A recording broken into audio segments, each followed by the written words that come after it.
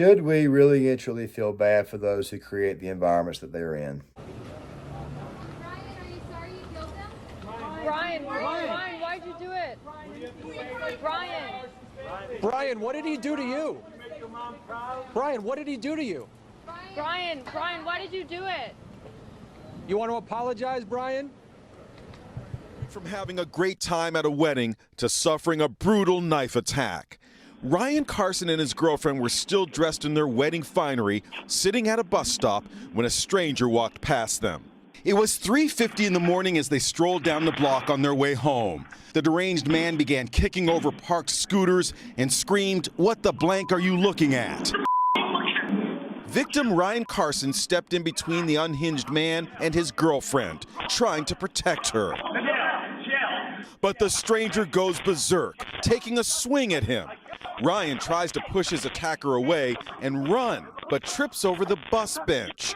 As the madman stabs the 32-year-old victim, his girlfriend pleads for mercy. As Mr. Carson lay dying on the sidewalk, the male with the knife kicks him in the chest, threatens to stab the woman companion, and spits in her face. A woman can be heard yelling off camera. Brian! She appears to know the assailant and calls him Brian. I'm so sorry. Go watch him. Police today say that they are closing in on their suspect and that he is 18 years old and works at a school in Brooklyn. Ryan Carson suffered a fatal stab wound to his heart. Today, he's being remembered as a compassionate community organizer. I'm a political organizer and policy analyst from Brooklyn, New York. Friends gathered to remember a life gone too soon. I wanted to come back to this one because obviously some developments have occurred about this particular incident. And of course, I'm talking about not just the one who was stabbed in Brooklyn, but also the one that was stabbed in Philly. So guys, the reason why I'm doing this video is to kind of lay down the whole point of why it is that these liberal sensibilities are at the end of the day going to end up just getting people killed. And of course, we've also got to understand that there are reasons for this, why it is certain people think a certain way, and why it is that Jonathan Haidt would end up being proven correct. Those on the left typically tend not to be able to relate to those on the right or those who are moderate.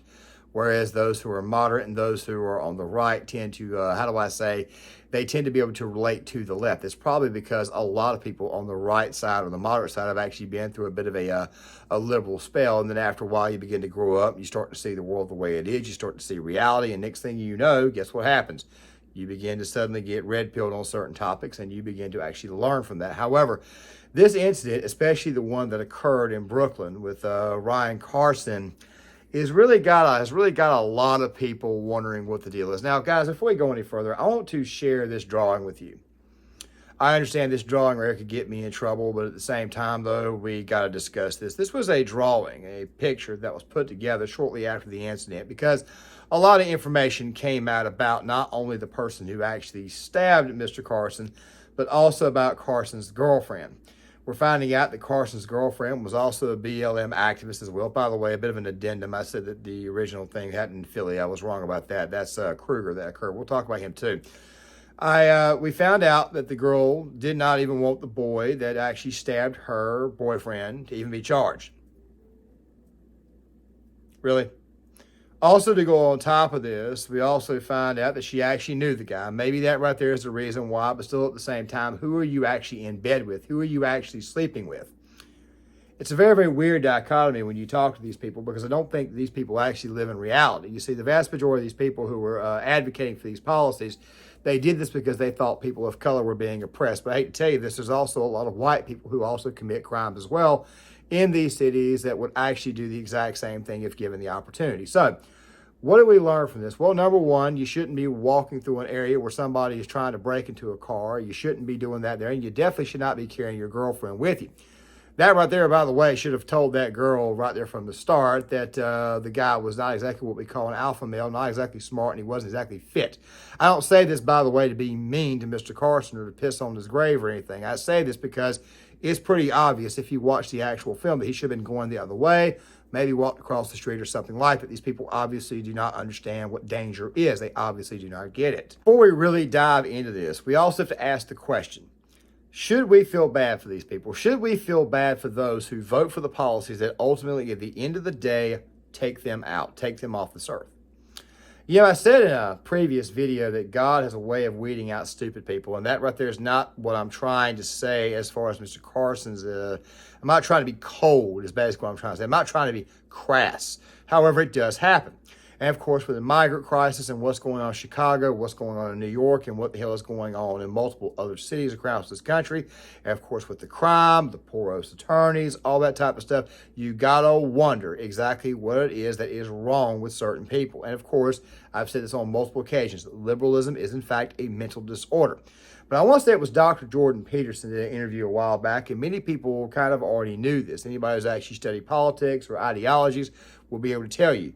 Libs typically tend to be much more open. Conservatives, on the other hand, typically tend to be a little bit more closed off. There's probably reasons for both sides. It just so happens to be that liberals don't exactly experience it like conservatives do. Go back to that photo. Go back to that picture. A lot of people have accused this girl of practically not doing anything. And she really, in a lot of ways, didn't do anything to kind of help the situation out. You know what you think? She maybe say, well, you know, the man that I'm with is obviously not very bright. We're walking into an area. I mean, what did this girl think that this guy was going to do? I mean, like, what in the world did she think was going to happen? Did she think she would just be able to walk by? Also, at the same time, he's trying to break into a car, trying to destroy something. That right there should tell you right alone to leave this person alone. That just should tell you automatically, danger, dangerous person, you know, bad person. But then again, though, because she's a BLM activist and because she probably spent more time on her cell phone, which, by the way, being on the cell phone is, in fact, a serious problem, which we'll talk about here in a minute. Obviously, this person did not get a hint, and a young man lost his life. 32 years old, activist, went out of his way to try to save these people from themselves, which, by the way, is something that you more than likely are not going to be able to do. So the question becomes, do conservatives, do people on the right, do people with common sense, do moderates, even some left-leaning moderates, do these people with common sense, should they actually go out of their way to save these people from themselves, or should we leave them in the spots and should we leave them in the environments that they, quite frankly, created? Well, that right there is what we're going to be talking about in this video. And I want to go ahead and start this out by going back to Mr. Kruger and also to Scott Adams' prophecy. In 2020, as you can see, he says if Biden is elected, there's a good chance you'll be dead within the year. And then he underneath, Republicans will be hunted. Well, that's kind of happened, actually, isn't it? I mean, look at that's happening to Donald Trump. But okay, so it's not within the year, it was within 2 years. Maybe 3 years, we'll call it. Okay, fair enough. To that, there's a chap called Josh Kruger. As you can see from his bio, award-winning / losing writer. Him. That is an interesting bio. HIV plus. That means he's got HIV, right? I assume so. Okay. Right. Loves his cat and his bike. And he writes for the Philadelphia Inquirer, the Philadelphia Citizen, and LGBTQ Nation, and other fine publications. I don't know why he didn't list the fine publications in his bio, but there we go. So he doesn't mention it in his bio, but I think it's safe to assume that he is a Biden voter. Yeah. Well, I mean, I'm going to give you some quotes. Oh, in a minute, in fact. But yeah, so this is the kind of chap who probably doesn't like Donald Trump. And you can imagine what his response to Scott Adams was. The Dilbert dude is like Nostradamus. Look at this prediction from 2020. Wow, eerie. As you can see, Scott Adams' response onto that. Oh, wait, that's September 30th. That's only... He posted that the other day. Yeah. Right. And the day after this, he was shot to death. Wow.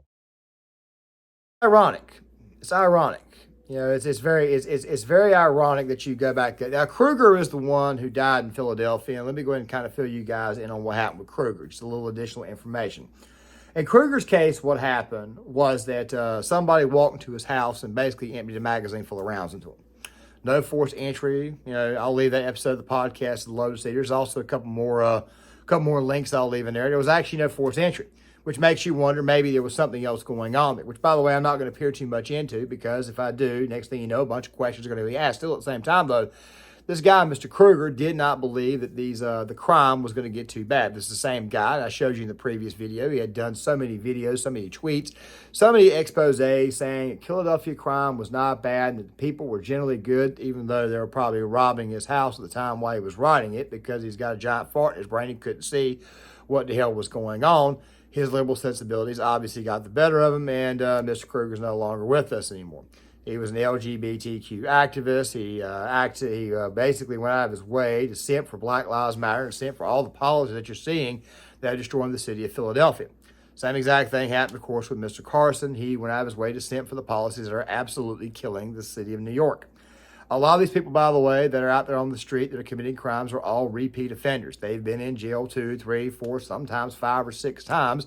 If you look at the shoplifting numbers and look at who the hell is doing all the shoplifting in the city of New York, you'd probably ask yourself a question: why are these people not locked up? That brings me to another point. I want to say it was Voltaire, and I'm not much of a philosopher. I'm just giving you guys some basic high school knowledge here, which, by the way, I had to learn some of this in college because I was a high school dropout, joined the Marines, eventually went on to go to college, and that's where I got my degrees at. A lot of people were, if people ask me about my education, I'm just going to say I'm a high school dropout, just to see what the hell they do. Here's the thing. Voltaire basically argued that if a man was left on his own, was basically left to his own devices, he would find virtue through there, and he basically would develop a moral framework and would probably not commit any crimes, or would actually not cause any problems. The thing is this right here, though. That was during the 18th century, 18th and 19th century. It may have even been lower than that. As a matter of fact, it was a piece of the arguments that those who orchestrated the French Revolution, the Jacobins, were going off of, the Enlightenment theory. However, they didn't seem to realize is that people do, in fact, need structural order.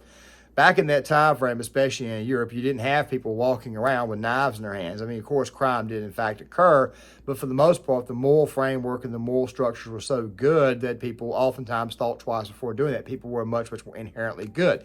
People actually did things, which, by the way, always brings up the nature-nurture argument, which, by the way, some people were obviously born mentally jacked up. But you got to ask yourself a question. Are we living in that time frame, or are we living in a different time frame? Obviously, we're living in a different time frame. You got cell phones out there. You got viral moments. You got people watching TV. You got people getting all kinds of ideas. You got families that, quite frankly, are broken. You got people who are living off of welfare like crazy. And, of course, you got migrant crisis coming in. And people have no idea why it is that the world around them is absolutely burning down. It's because you're not disciplining anybody. It's because you're not enforcing the law. You are not course correcting, okay? Let me give you one more example of what I mean. When I was in the law enforcement academy, the motor vehicle law instructor, it was the traffic instructor. Took us through a scenario, 5-6 hours worth of scenarios every day. And he explained to us that the first time you pull somebody over on a stop, especially if it's like a young kid, which, by the way, I live in a college town, you don't pull them over the first time to give them a ticket. You pull them over the first time, making them think that they're going to get a ticket. You ultimately do not do that. It's called course correction. It's called behavioral change. Why do you discipline a child? You discipline a child so that way a child knows not to mess up again. You do that so that way the child will not do that again. Think about it this way here. A child walks over there, and this is a little bit different than a child walking over and sticking a fork inside of a light socket and shocking themselves, possibly blowing themselves up, electrocuting themselves. Well, what if a child decides to interrupt you when you're talking to another adult? Pull them off to the side, you discipline them. You want it to stop. It's called course correction. It's something that you do. And right now, we're dealing with an environment where there's a lot of single-parent homes where there's no actual strong male figure in the household to keep the boy in line, or keep the boys in line. Mama's out there basically doing whatever. She can't keep control of her son. Her son goes out there, breaks into cars, steals crap, ends up robbing and taking crap from people. And you've got these white liberal activists who go out of their way because they feel like they're inferior and they're not smart enough to talk to the person who more than likely is going to commit the crime and tell them to stop and tell them not to do that. But instead, they simp for laws that allow these same people who go to jail and actually spend time in the jail system only to then be released weeks or two later because of the policies these people voted for, that then the person that was in jail, the convict or the person who has just committed the crime, is now back on the streets, and you wonder why something like this happens. Kruger's case is a little bit special. I want to focus for the most part on Mr. Carson's because obviously people are looking at the situation and saying it's truly heartbreaking to see what happened in this case. And for the most part, it kind of sort of is. This guy's family, they got to look at this. They go, we're missing our son. We lost our son, because of the policies that he advocated for. And while he may have been well-meaning, it was obviously misjudged.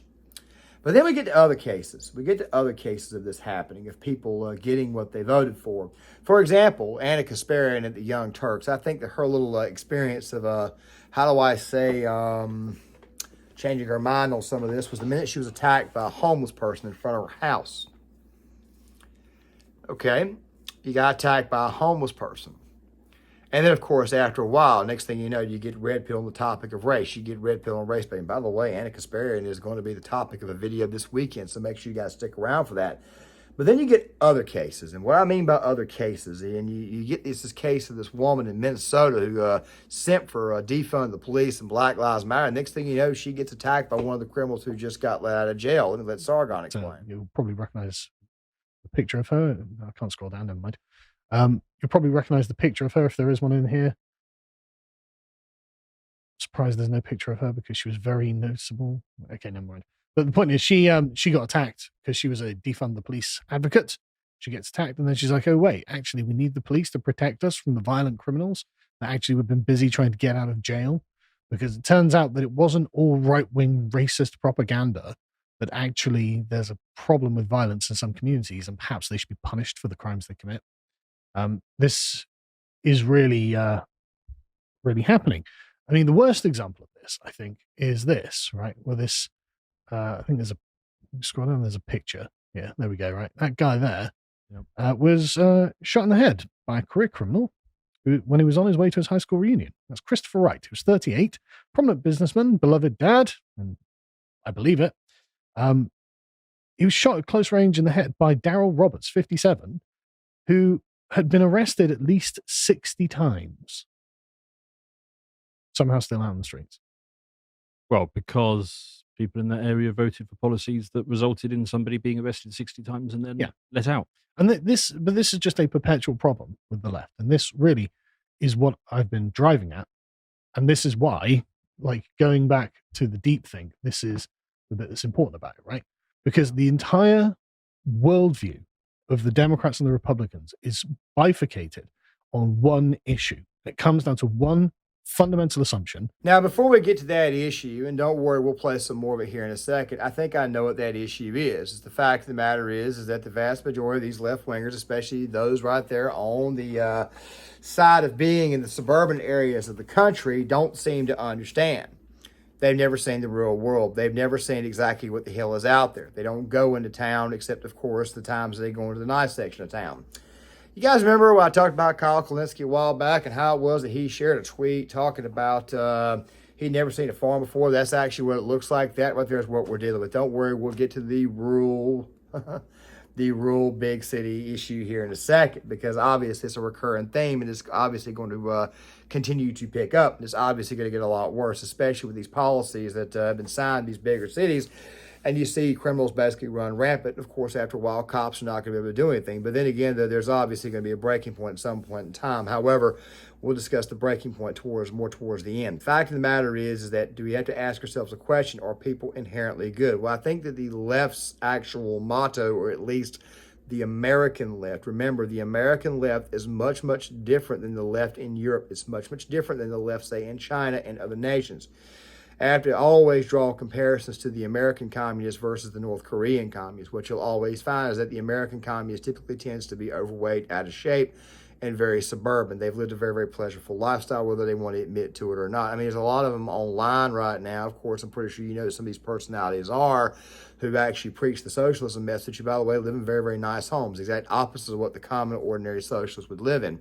And, of course, you've also got those guys out there who love to have a great, big, giant brain fart and tell us that we can solve crime if we just get rid of all the guns in these very, very nasty cities. Of course, a lot of these people who sent for European-style socialism and from, say, like the Nordic nations like Sweden and Finland, they don't seem to understand that, number one, that's actually not a socialist society. They actually have a much, much friendlier market than we do over here. And also, to go on top of that, their culture is much, much different. The big cities of the United States have a totally different culture. Now, Sargon is going to argue here in a second that it's basically, we've got to ask the question, are people born inherently bad, and then are they made good by society, or are people born good and then made bad by society? That's a very, very interesting topic that we'll get to here in a second. But of course, at the end of the day, it typically tends to come down to rural versus urban, meaning rural small towns or small urban towns that are still classified as urban in the census versus much, much larger cities where more and more people can get away with crimes. I've always said this before. If you really and truly want to deter crime inside the cities. Stop with gun control. Stop it now. Stop it now. Let the people arm themselves. Gun control is not working in these areas. Okay, it just does not. Ever since the guns were removed, next thing you know, the death rate continues to go up, the murder rate continues to go up. Let people be able to defend themselves. Of course, in the case of Mr. Carson, he figured it was a good idea to actually approach somebody. And of course, that guy had a knife. And of course, the guy's girlfriend, who, by the way, knew the other person, now, of course, obviously does not want the boy to get charged because that's how these people think. He killed my boyfriend. Don't put him in prison. Don't put him in prison. It makes me, it honestly makes me think about, you know how it is when you got like a girl, and I don't mean to say this to pick on the ladies, but you ever see this where, you have like a mouse or a rat or a cockroach and they go, eek, and they scream and they holler and they jump on top of the couch and stuff like that there, and you run over there and you stomp on it or you try to kill it or whatnot, and then she goes, don't kill it, don't kill it. That's where a lot of this is. It's an extremely effeminate energy, as you guys will see here right after this segment here. It's bifurcated on one issue. It comes down to one fundamental assumption. Is man born good and made bad by society? Or is man born made bad and made good by society? I'd go with the latter. Well, exactly. You will go with the latter, right? Yeah. Because it's obviously true. Yes. Right? People who have had no restrictions and no particular reason to care about one another will do bad things because they'll have no conscience about it, right? Well, we're not angels dragged to earth. We're animals aspiring to the heavens. I mean, it's... Exactly. Yeah. And that's the total opposite way that they view these things. And so, this thesis underpins all of their activism towards minority groups. Oh, look at the poor criminal.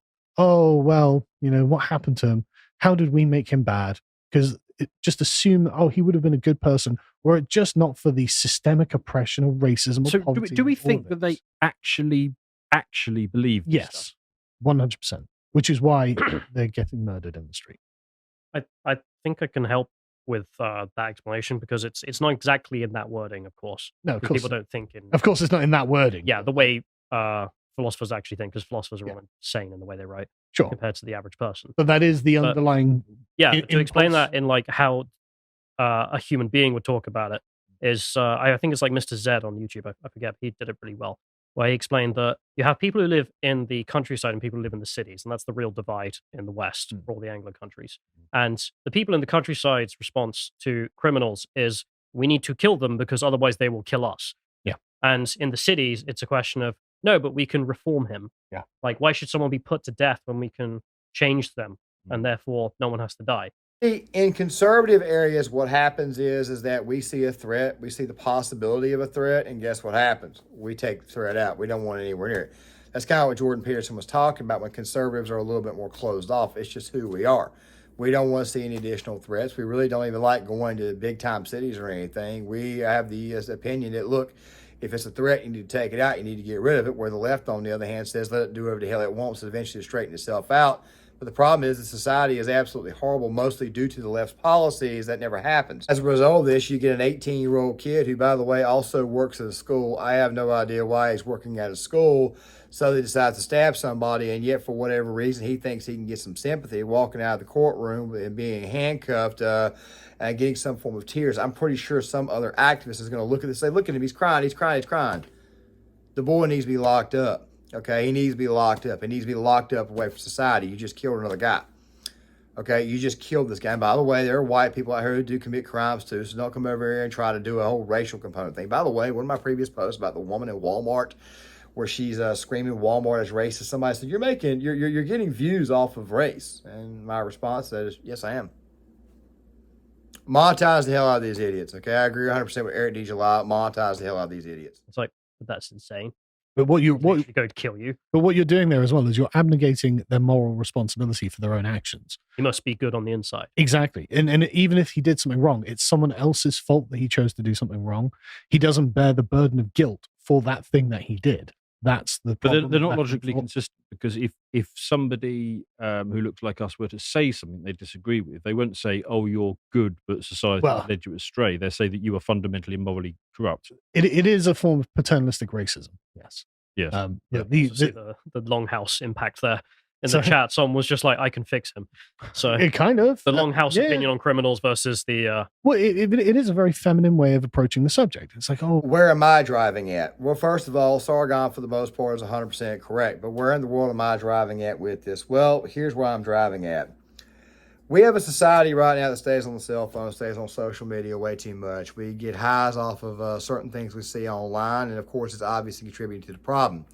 We have a lot of journalists, we have a lot of activists out there who, quite frankly, were raised in a very, very suburban environment, and quite frankly, they never got to see the real world. This is not a knock on success or anything. Obviously, we want to be successful. We all obviously want a very, very nice home. We obviously want everything. We obviously want our kids to be taken care of. But these liberal journalists, for whatever reason, could not see the world around them, and quite frankly, could not ever see the bad. And I guess they found out firsthand exactly what bad looks like. These people simp for these policies. They simp not only for these policies, but they simp for the people who, quite frankly, don't even really care about them. I mean, check this out. College kids are actually on BLM side, and BLM is throwing crap at them, they're throwing bricks and everything at them. They don't care about you. They don't like you. They view you now as inferior. That's the reason why. They view you as that way. And by the way, this is not an inferior or superiority view. It's not what the hell's going on here. YouTube's probably already going to demonetize this video anyways, but the fact of the matter is this right here. These people that you sent for do not care. They look at you and they think to themselves, wow, these people are so dumb. Wow, these people are so moronical. Wow, these people are idiotic. Wow, these people are weak. Don't they just know that I knocked off a convenience store 2 weeks ago? Oh, they want me free. They want me to be able to go do it again. These criminals, by the way, are not going to change their minds. I actually agree with Sargon. Is people are inherently born a certain way, more than likely bad, and yet society is what in the world checks them, keeps them in check. I want you to think about something really quick. If you don't punish your child, what do you think your child's going to do? Go back to that Bible verse, okay? Just go right back to it. Like I said, over and over and over again. A child left to themselves will bring their mothers to shame. However, the vast majority of these left-wingers, of course, they're mostly atheists and secular, so therefore they never actually read the book. It is their ideology, to be exact. Bingo. It's a feminine ideology. It's very effeminate is what the hell it is. It's an extremely effeminate ideology that is causing all this, and it has made these men weak, and as a result of their weakness, they've also lost their common sense. Like I said, threat assessment's not that hard. If you actually look at what the hell could kill you and what the hell could not kill you, then quite frankly, you would probably better understand exactly how the world works and how the environment works, especially these bigger cities. Why do you think conservatives don't have that much of a death rate when it comes to crime? It's because we stay the hell out of these areas. We know that these areas are a threat. We only go to these areas unless we have to, and we typically tend to stay on the nice side of town. Liberals, on the other hand, especially this kid right here that was from Brooklyn, Mr. Carson, obviously did not seem to understand, did not take a look outside and look at the world around him. Maybe he was living in a world where his dream was of a boy. Maybe that is what it was. Maybe he was just a good old-fashioned BLM simp. Maybe he was all, I really and truly feel sorry to their plight. But, of course, in the process of feeling sorry for these people, you find out there's one person out there, which, as you guys already know, there's millions out there who, quite frankly, don't care for this. They're looking at this situation. They think to themselves, my God, you people are really and truly are weak. I could just run all over you. Don't be surprised at the boy who actually killed him. Don't be surprised if he doesn't run over his mama all the time. No straw mill figure in the house to keep a boy from running over his mama. Probably was raised by a single mother's entire life. I mean, I don't mean to be a jerk or anything, but it's the absolute truth. You sent for the same person that was going to kill you. Same person that you stupidly chose to walk up to, that you stupidly chose to carry your girlfriend by, even though obviously your girlfriend does not want that guy charged. You got to ask yourself a question: what's the problem? The problem is that the American left in this nation is an extremely effeminate body that believes that they are morally superior, and when they actually get an honest-to-God reality check, the next thing that's going to happen is that they're not going to understand why in the world this is the case. Well, you created an environment with no laws. That right there is the reason why this brings me to my final conclusion. Should we, in fact, feel bad for these people? I think it depends case by case. You guys hear me say it all the time. You get what you vote for. The best way to red pill a leftist is to give them what the hell they want. The best way to red pill somebody on the left, best way to red pill a Democrat voter is to give them what the hell they want. That's the best way to do it. However, a lot of times those people typically tend to shut inwards. And what I mean by shut inwards is that they typically tend to hold on to what it was they voted for much tighter. Of course, this is not the case in cities like, say, Chicago and New York, where you've got massive amounts of cope over the fact that you have a lot of immigrants, a lot of migrants in your cities, and obviously it's bogart these people's neighborhoods. However, in the topic of crime, when people start losing their lives due to these decisions, you would think that it would actually cause something to go off in these guys' brains, and maybe they would wonder themselves, well, what in the world did I do wrong? Why did I do this? No, what it ends up doing is that after that, the confusion is that it creates a lot of anger. Next thing you know, you start to feel angry at the group that you feel is superior to you. I mean, they're not going to respect you. They're probably just going to bully you more. A lot of these kids who get bullied, a lot of them who don't fight back, they're basically just giving themselves up. There are some who, by the way, do fight back, and normally the bullies don't go after them the second time. Even if the bully won the fight, they typically tend not to do that. What these weak leftists are doing in these cities is that they are showing you exactly how effeminate they are. They're all a bunch of beta males. And I know somebody's going to say, well, they're alphas because they were doing charities and they stood up for people. No. You just simply went out of your way to get rid of the laws. You defunded the police departments, and now people can't prosecute people like this guy over here who was trying to break into a car who would end up stabbing Mr. Carson. And next thing you know, you got criminals running all over the street. So it's going to be one hell of a show, at least all the way through 2024 and 2025, because it's obviously not going to get fixed anytime soon. Not unless you change the mayor, you change the police department, it's more than likely not going to change. And I would say that a lot of people will get red-pilled over this, but those who get red-pilled over this will just simply leave the city and not actually fix it. I mean, I've said this before, the last thing you want is a bunch of blue voters moving to a bunch of red areas and screwing things up. But then again, there are also a lot of those people who do leave those areas and they don't screw things up. So you never want to judge a book by its cover. Fact of the matter is, this situation right here was done because people like this guy here sent for the type of policies, sent for the police departments not be gone. So in his case, or at least in the case of Mr. Kruger, I got to feel bad for him because somebody walked into his room. But in the case of people like Mr. Carson, I'm sorry, I just can't. And then to go on top of this, you have a girl that you were seeing, you just at the wedding with, who goes out of her way to not have the boy charged. The girl you've been sleeping with. The girl you've been messing around with. I mean, I'm pretty sure that mama and daddy are sitting there thinking, what the hell did my son do? I mean, exactly how bad was it? I mean, think about it really quick. She does not want the killer to be charged. I can't feel sorry for this person. I can't feel sorry for people who sent for these policies. And honestly, to tell you the truth, I don't think anybody else can. Now, guys, I'm going to put a halt to this video here. So make sure you guys hit the like button, subscribe if you're new. Also, to go on top of this, please share the video. Maybe you guys got something out of it. I know it's a bit of a rant, but at the exact same time, I felt like I needed to kind of follow up on this story. There'll be another video out more than likely on Sunday, because apparently Anna Kasparian has actually called out the race baiting of Miss Meatball, the Philly BLM influencer who was at the T-Mobile, the Apple store, helped rob the stores and everything of it. We'll be talking about that more than likely on Sunday. And I'll probably be moving the Pearl and the Matt Washington, the TradCon stuff to next week. Other than that there, guys, make sure you guys hit the like button, subscribe, share. You guys know what to do. I'll see you guys later.